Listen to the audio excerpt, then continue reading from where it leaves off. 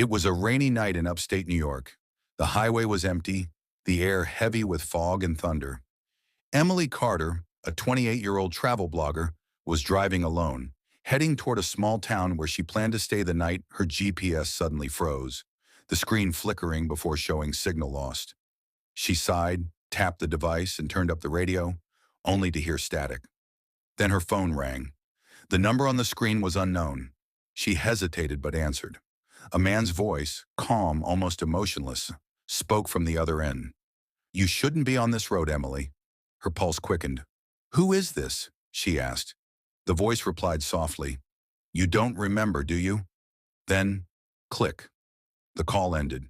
When she looked down again, her blood ran cold. The number that had just called her was her own, trying to convince herself it was just a glitch. Emily kept driving until she saw a flickering neon sign up ahead. Miller's Gas Stop, 5 miles. She pulled in. The place looked abandoned, silent except for the buzzing of one dying fluorescent light. Inside, shelves were covered in dust, and a clock on the wall was frozen at 2:37 a.m. Suddenly, a payphone behind her rang. The shrill sound echoed through the empty shop. Her throat went dry. Slowly, she lifted the receiver. "Hello," she whispered. The same calm voice answered. "Turn around." Emily froze. She turned slowly. No one was there.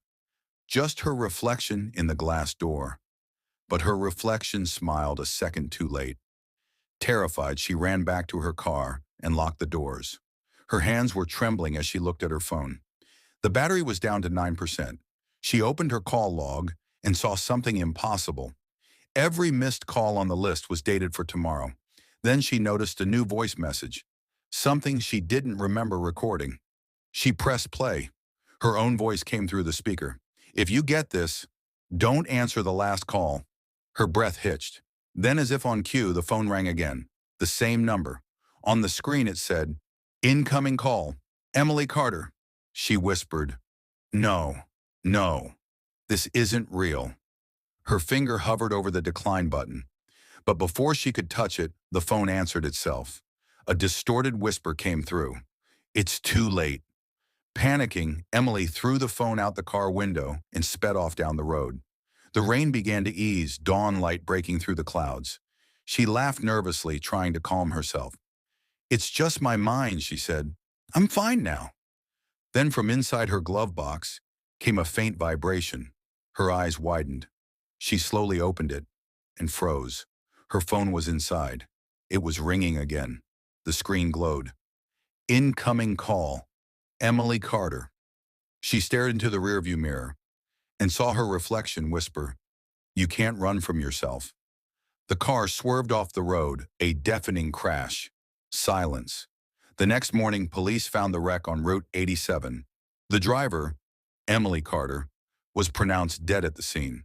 Her phone, however, was never found. But the officers reported something strange.